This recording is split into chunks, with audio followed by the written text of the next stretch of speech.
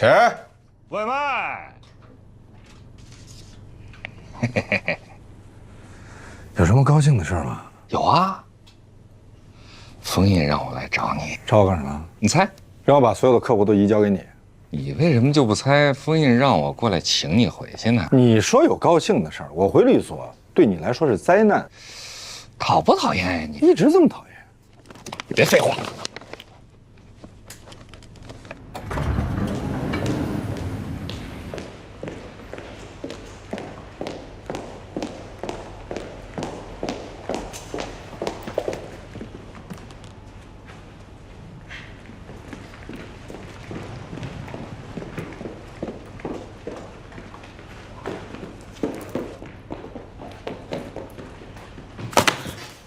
这是罗宾老师的电脑，你在干什么呀？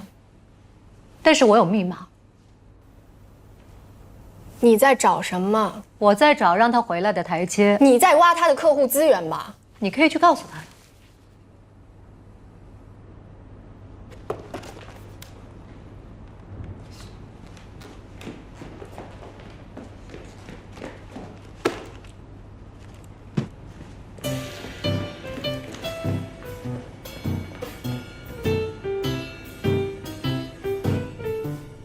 咱们俩第一次喝这梦之蓝的时候，还是咱俩实习的时候。不，你记错了。我没记错，咱俩当时在弄同一个案子，我记得很清楚。你记错了，是在你姐姐婚礼的时候喝的这酒。是在我姐姐婚礼上吗？那我怎么不记得呢？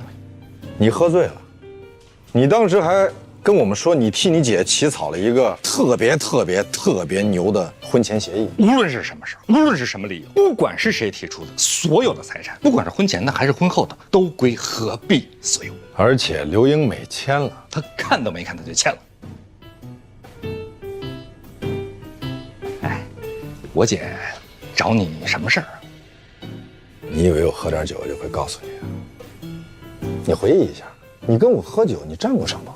哎呦，我跟你喝酒，我不是为了占上风，这不因为咱俩感情好吗？对，你还是放下吧啊！哪次你喝多了，不都是我给你收拾烂摊子？不是，那我给你写一保证书，行不行？咱们俩喝酒，不管我出什么事儿，都跟你没关系。你都喝出事儿了，保证书还有个屁用？不是，那你告诉我啊，我姐到底为什么找你？我不会告诉你的。你不告诉我，可就喝酒了，我可就照着往医院走喝酒了。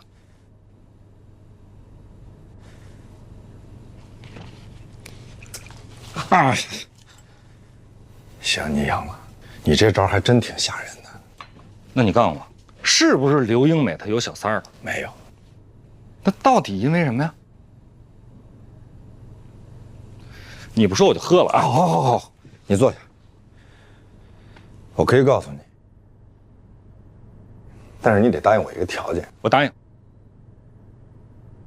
如果我说了，我让你干什么你就得干什么。行，啊，你让我干什么我就干什么，只要不违法。但不能是什么穿着裙子上班之类的事儿啊。哎，这主意不错。什么？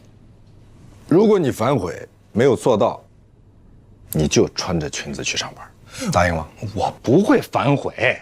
那你承诺？我承诺，发誓。哎呦，我发誓，我何在？哎，等会儿，我得把它录下来。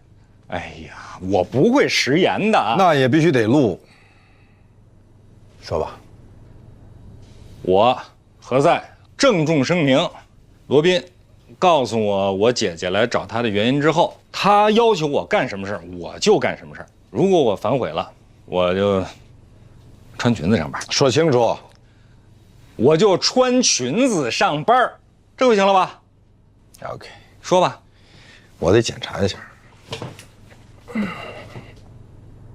郑重声明，罗宾告诉我姐姐来找他的原因之后，他要求我干什么事儿，我就干什么事儿。如果我反悔了，我就穿裙子上班。啊，行，你能说了吧？这回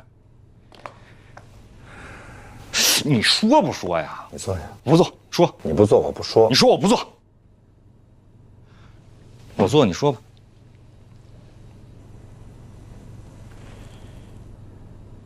刘英美死了以后，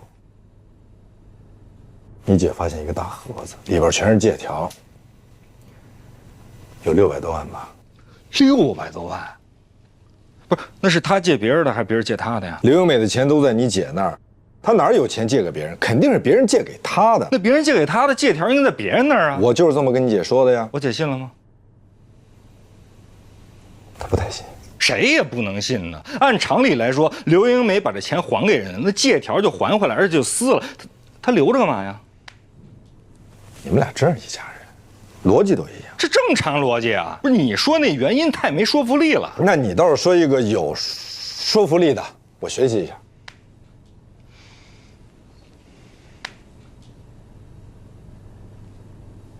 刘英美想跟我姐离婚，但是她当时呢，她跟我签了这个婚前协议了，她怕她净身出户，她想弄一笔钱出去，所以她就让她的朋友给她写了这个借条。我真是佩服你的推断力，加10分。她的计划就是，她先跟我姐姐说她要离婚，是因为她在外边欠了很多的钱，我姐姐呢肯定是不想跟她离，那就会帮着她一起还钱。这么着，他就把一笔钱给倒腾出去，然后他隔一段时间倒一次，隔一段时间倒一次，一直倒到我姐姐忍无可忍了，跟他离婚了，他这计划就算实现了。我跟你说啊，刘英美，我一开始我就觉得她不是一老实人，她当初刚跟我姐好的时候，我就看出来了。那你有没有想过，他为什么没有实施这个计划呢？她死得太突然，没来得及。借条可是有年头。那就是说，有年头以前他就想了跟我姐姐离婚，但是呢，他忌惮于我会跟他死磕，所以他没敢。你认识刘景明吗？刘景明，我姐最烦他了，他就是一渣男。他给我讲了一个故事，一个七仙女和董永的故事。董永一贫如洗，却偏偏爱上了天庭的七仙女。可是七仙女的天庭亲戚们呢，都不信任他，尤其是这个七仙女的亲弟弟，逼着他签了一份丧权辱国的婚前协议。董永以为签了这份协议就好了，就可以得到尊重了。可事与愿违，不但没得到尊重，反而被人更看不起了。人们还说，他为了攀龙附凤，居然签了这么一份没有尊严的协议。不，他自己可是认字的啊！我们没有拿着枪逼着他脑袋。一个人在不平等的环境里生活久了，心态是会发生变化的，所以他就伪造了这些欠条啊。事实是，他没有伪造欠条，是刘景明给他写的欠条。只不过他一直犹豫再三，没有启用。这就是你姐一直问我，刘英美为什么借了那么多钱，我始终没有办法回答她的原因。就如实的跟他说，你姐会恨你的，她也会恨她自己。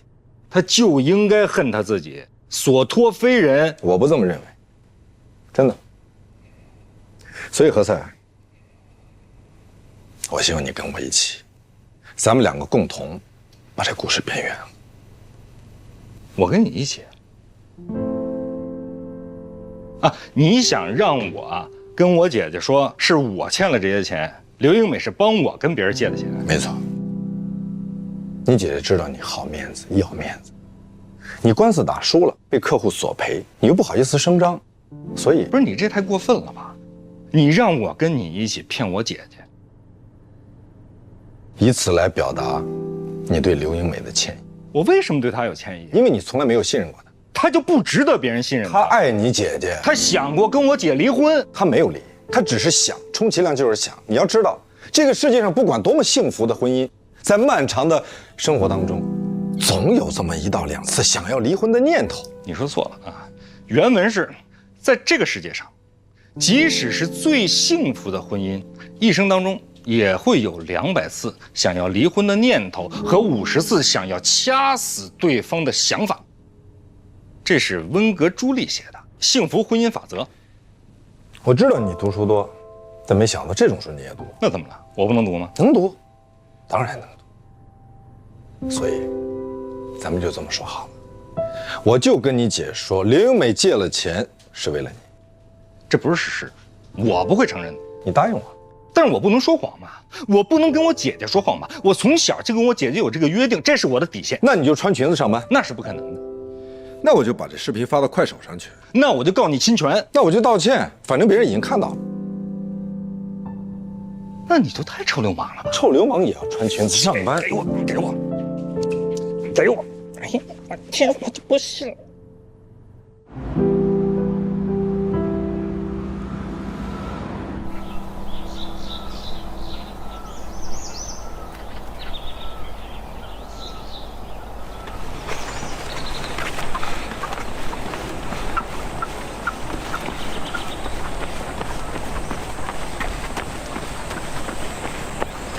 凤老大让你来找我啊？如果我说我故意跑到这儿来和你偶遇，你会信吗？他不生我气了？怎么着？你想让他八抬大轿把你给抬回去啊？那你的意思是我黑不提白不提回去上班，就当什么都没有发生过？我不反对你一声大笑出门去，但是啊，你能不能帮我个小忙先？什么事儿？我有一个朋友代购药品，现在需保候审。这可不是一个小忙，但是你是一个好人啊！没你想象的那么好。我已经跟马师傅说好了，让他按上班的时间来接你。一会儿见了。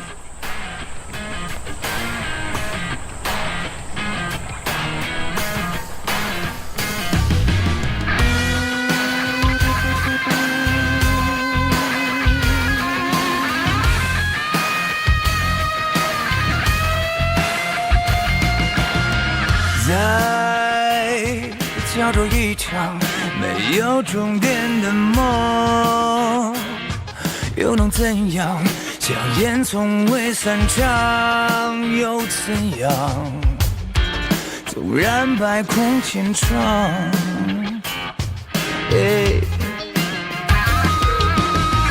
只能够战胜残酷，只能去圈住迷途。他要走的每一步，不犹豫，不彷徨。这夜的星光，正是模样，用善良捍卫原则立场。喝哪个呀？原味的，谢谢你。哎，我先走了。罗莉，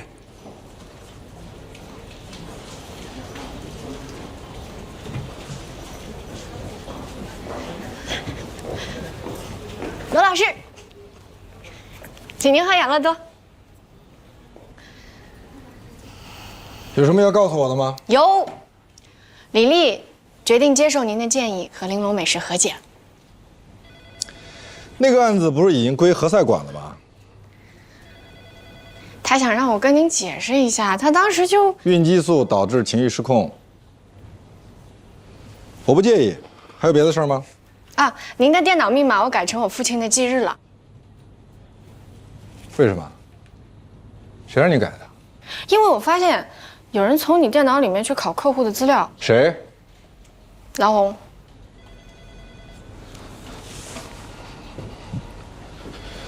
改回去，改回去！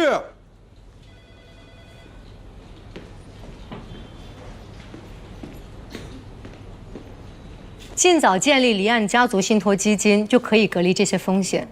比如说，您打算把财富隔代传承，那您可以直接用离岸家族信托，将您的孙子设定为指定的受益人。如果说你不愿，我在跟客户通电话。几百亿的家族信托，你是在跟我的客户通电话？我是在帮你维系客户，替你做客户的增值服务。这么说，我要谢谢你了。不客气。我听说你还分别联系了任小年父子，谁跟你说的？你承认了？他们应该已经不算你的客户了。如果你肯听我的建议，你劝我放弃？没错。为什么？因为他不尊重别人的劳动。他认为花钱买的不是你的服务，而是你的尊严。不，据我所知，他们是尊重别人劳动的，只不过他们不尊重一些不专业的行为。就比如说，你的助理黛西小姐。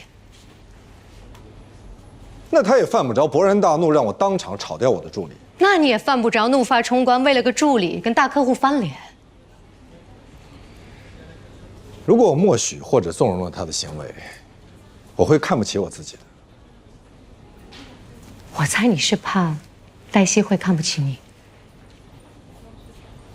你猜错了，你是个理性的人，理性不代表逆来顺受。你是不是因为任小年曾经是你的客户，如果他现在变成了我的客户，会让你觉得很没面子？这跟我的面子无关，所以我奉劝你，如果不是因为太缺钱，有些案子就算了。你觉得我留在这是为了钱吗？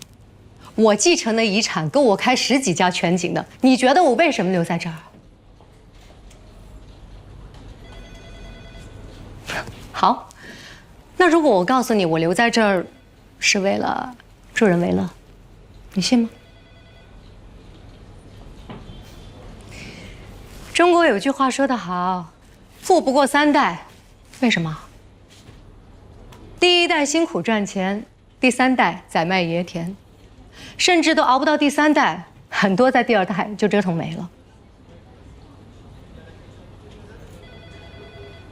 说实话，罗宾，我特别感谢你为我做的事，让我避免了家产争斗。我想为更多像我一样的人规划他们的所有，避免他们手足相残。其实对于我来说，多签一个客户，少签一个客户有什么所谓呢？但是对于他们来讲不一样，他们越早知道，就越早能规避风险。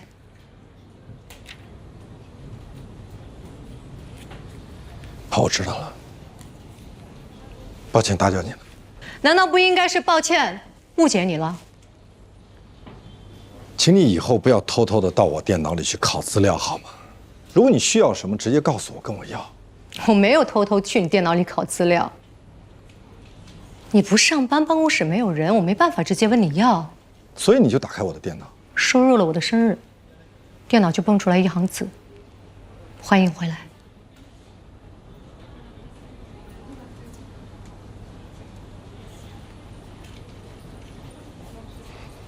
不管什么人，不管什么电脑，只要你输入密码正确，都会蹦出来欢迎回来。哦，我以为你的电脑一直在等我回来。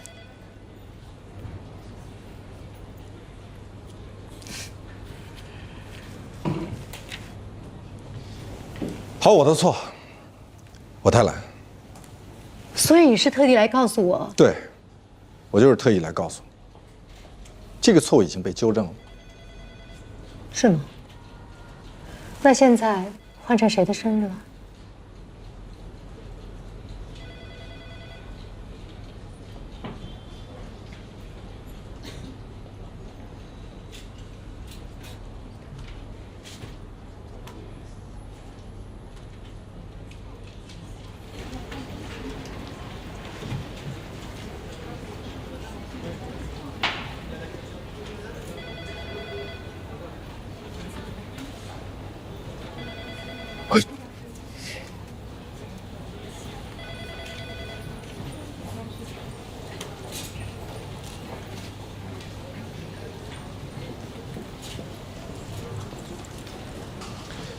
有空吗？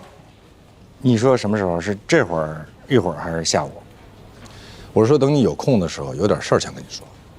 我先去看一眼我的电脑。不急，我在办公室等你。哎，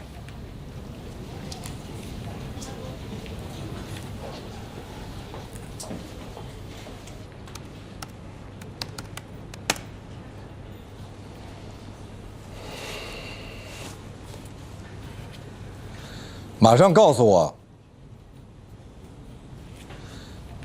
请告知我你父亲的忌日。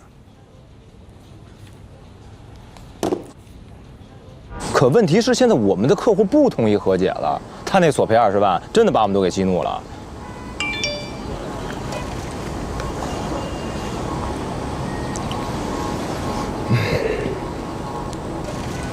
请告知我你父亲的忌日。罗宾知道你父亲忌日干嘛呀？他想祭奠一下。我把他的电脑设成了这个密码。不是你笑什么呀？啊？是的，真特别啊。哎，你回去好好和，别笑了，你回去好好和你的客户说说啊。我们是不愿意打官司，但是如果他们特别想打，我们也不怕。罗宾让你跟你姐说，那笔钱是你让你姐夫借的。要不然的话，我姐会耿耿于怀，执念于我姐夫为什么要瞒着他跟别人借钱。你绝对不能答应。可是，我要真的把真相告诉我姐的话，那我姐会为此事痛苦一生的。一个人如果没有能力承担真相，他就不配得到幸福。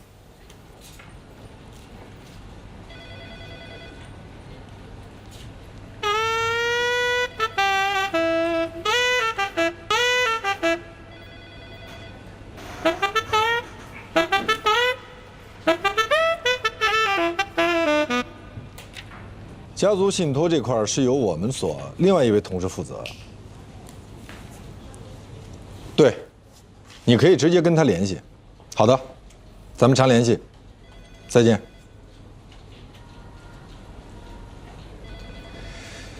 我记得你父亲跟检察院不要打我父亲的主意。没打你父亲主意，我是说这个案子已经到了检察院，所以我们现在需要跟检察院沟通。那就走正常的渠道沟通好。是正常渠道，你把你父亲理解成歪门邪道了。那你沟通目的是什么？轻判不判？这怎么可能？为什么不可能呢？没有这样的先例。所以我们要开一个先例。我们是超级无敌搭档。我是超级无敌，你是搭档。我不喜欢开这种玩笑的。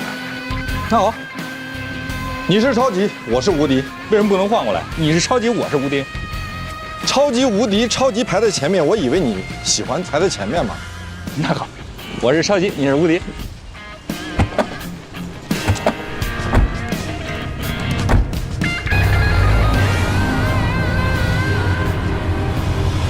你好，我找何塞。哦，何塞律师不在。不可能啊，我跟他约好呢。小然，何塞是出去了吧？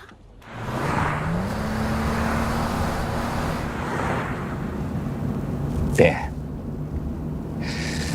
我呢反复的考虑了一下，我还是不能跟你一起骗我姐，而且我觉得你也不应该骗我姐。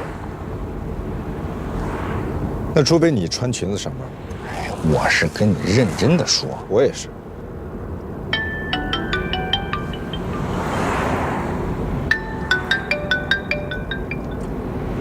我去。喂，蓉蓉，你在哪儿呢？啊，你在那儿稍等啊，我现在就派人过去接你啊。一大早我就看见你跟何塞一前一后的进律所。一大早我也看见了罗宾在你的办公室呀。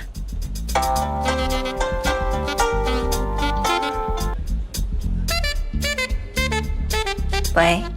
喂，兰兰，那个不好意思啊，你帮我一个忙。那个我今天呢，本来是跟我表妹已经约好了，但是呢，我今天把这事给忘了。你先帮我接待她一下，好吗？谢谢。我吧，其实从来都不忘事儿，这是我头一次忘事儿。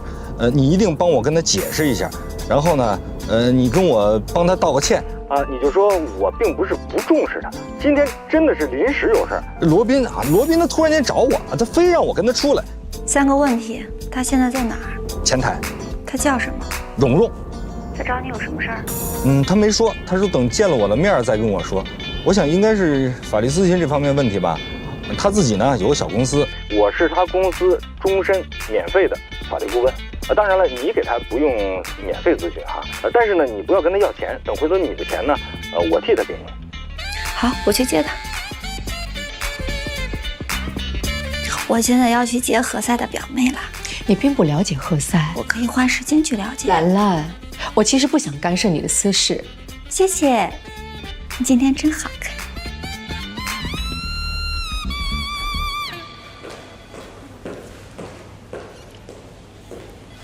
蓉蓉，你好，我是何塞的同事，他临时有点事儿，让我来接待你。哦，行。我表妹啊，真不容易啊！你说又得当老板，还得怀着孕，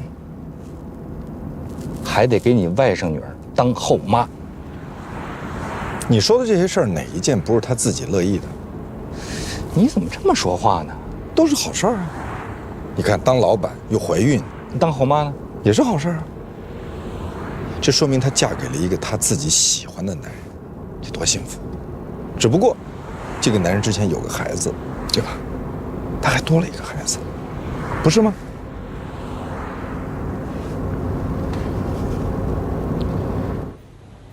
你有点不舒服吗？没有，我就是怀孕了，有点累，没事儿。吃点综合果仁，补充一下营养。谢谢。没事儿。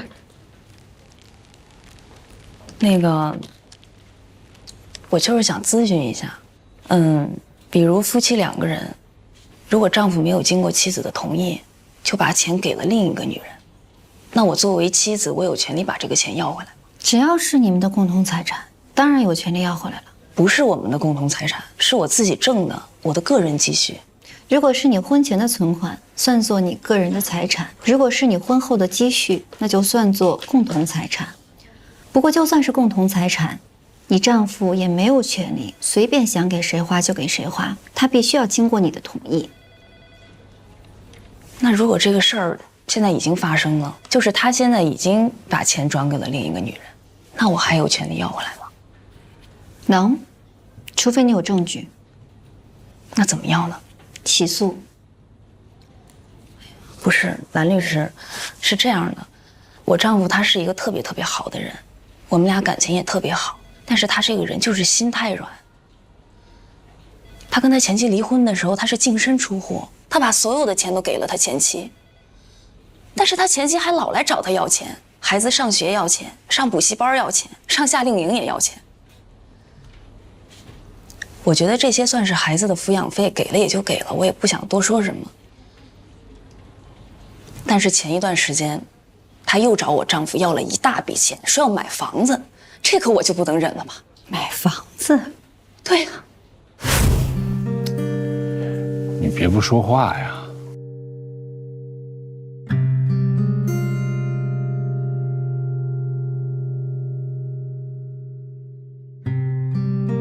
柔柔，我这辈子都会跟你在一起，我会对你好，我们不分开。但是现在吧，这罗琦他也挺可怜的，没地儿住了。他本来说跟这男的一起买房子，这男的就变卦了，所以就变成现在这种状况。小安这不也得跟他过吗？是不是？我们可以变更抚养权，我们来带小安吗？带不了小安，没法带。你这不也怀孕了吗？我们马上也有自己孩子了。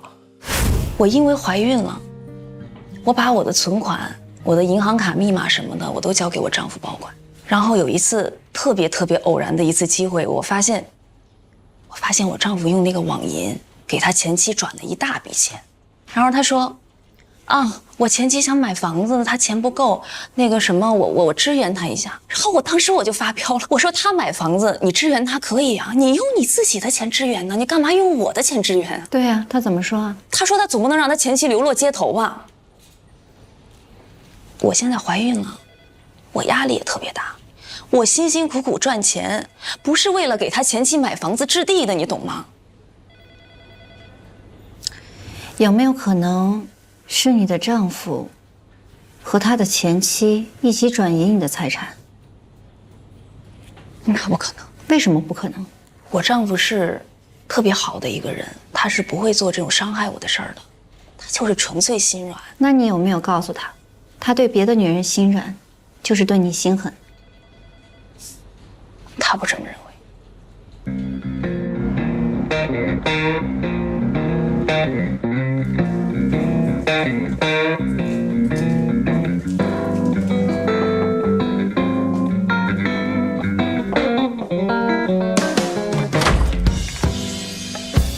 找谁啊？你好，我们找杜飞。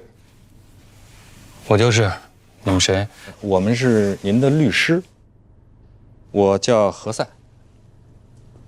这位是罗宾律师。我们一定会竭尽全力减轻你的罪。我没有罪。是这样，能让我们进去说吗？就在这说。我们来呢，今天找你，首先是想向你来了解情况的。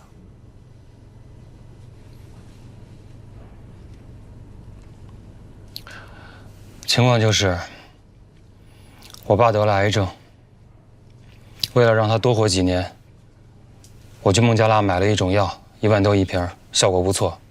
完了，我就在我爸的病友群里分享了这种药，很多病友希望我帮他们买，就是这样。我不知道我犯了什么罪。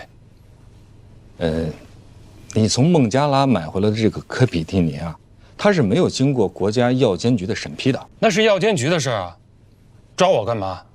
是这样，我呢先给你普及一下起码的法律常识，好吧？在我们国家呢，没有经过药监局审批的药物，被认定为假药。有些药呢，在国外是被认可的，但是在国内就不一定被认可了。而且我国对药品管理的制度的严格程度，那在全世界都是名列前茅的。所以你从国外代购回来的这个药被认定为假药，这是没有问题的。你是在说我有罪吗？不，我不是说你有罪啊，我是在跟你说法律是这么规定的。那就是法律错了。你这样的态度，我们没有办法为你辩护。谁让你们来的？那你们来干嘛？哦，让我认罪，给我个轻判，门儿都没有。你先别激动，我们今天来的目的就是来为你做无罪辩护的，但是前提是你得配合我们。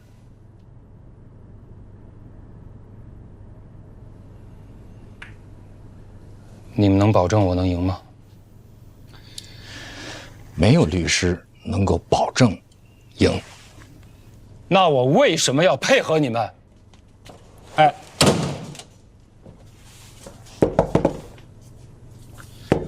杜飞，别敲了，这整个就是个法盲啊！连起码的法律常识他都没有。我不明白你为什么非要讲赢他呢？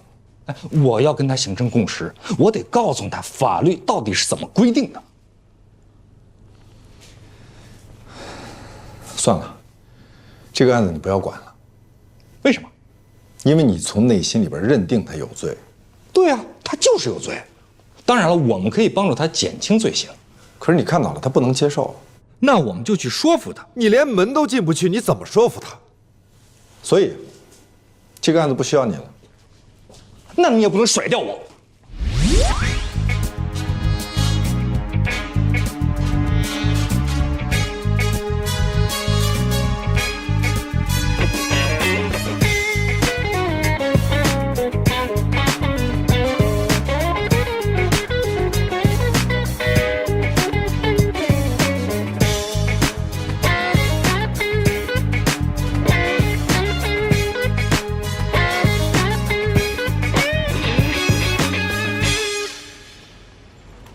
你跟何塞怎么了？杜飞到底是谁的朋友？封印不想让我告诉你，封印的朋友。他不想让你知道。来，他不在办公室。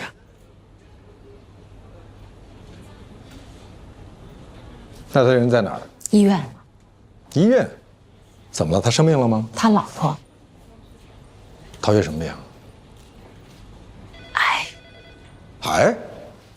什么癌？具体情况我也不太清楚。多长时间了？好几年了。这事儿为什么我一点都不知道？陶月不想让别人知道，封印很尊重他这一点。生病了又不丢人，这有什么不能说的呢？那是因为你没有生过病。我母亲是病逝的，当年人家都说她生病是因为她缺德，遭的报应。说这个话的人才缺德。杜飞曾经帮陶月代购过科比替尼。懂了。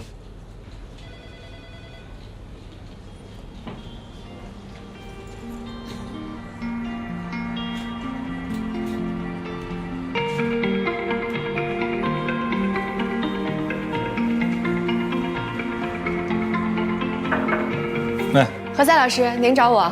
你把这个整理一下，发到我们全景的公众号上，我希望它能够引起关注。好的，我做完以后就发您。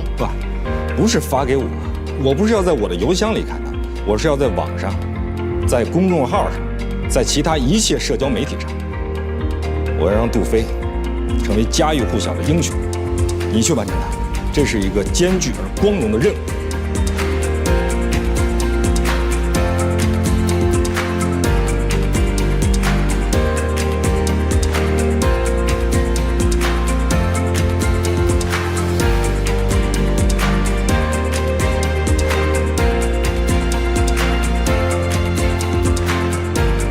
抱薪者杜飞，杜飞是谁？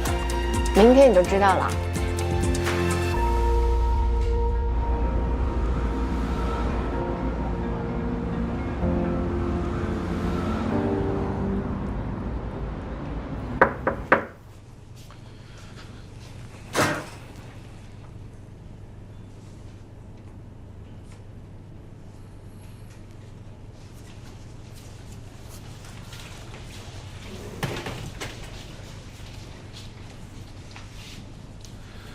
喝点什么？喝酒。我记得您不喝酒。不喝酒和想喝是两回事儿。有吗？当然。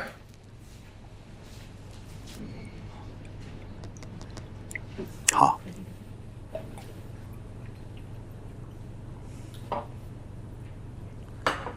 梦之蓝，这酒怎么样？不错啊，何塞的客户。来，尝尝。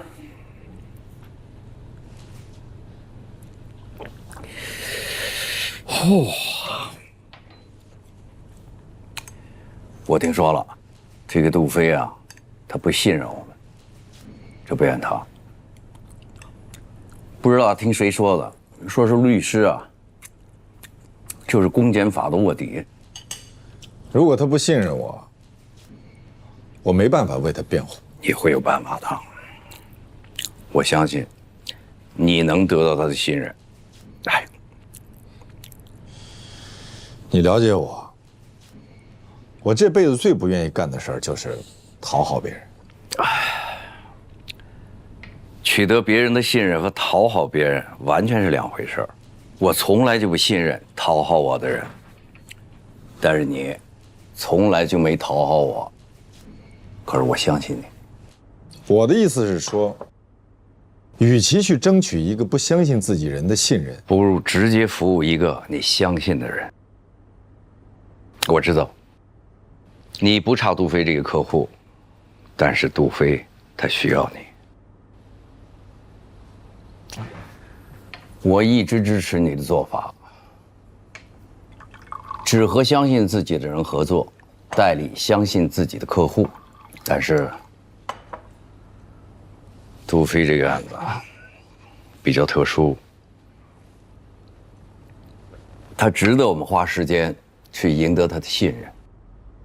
就因为他代购的药救了很多人，还因为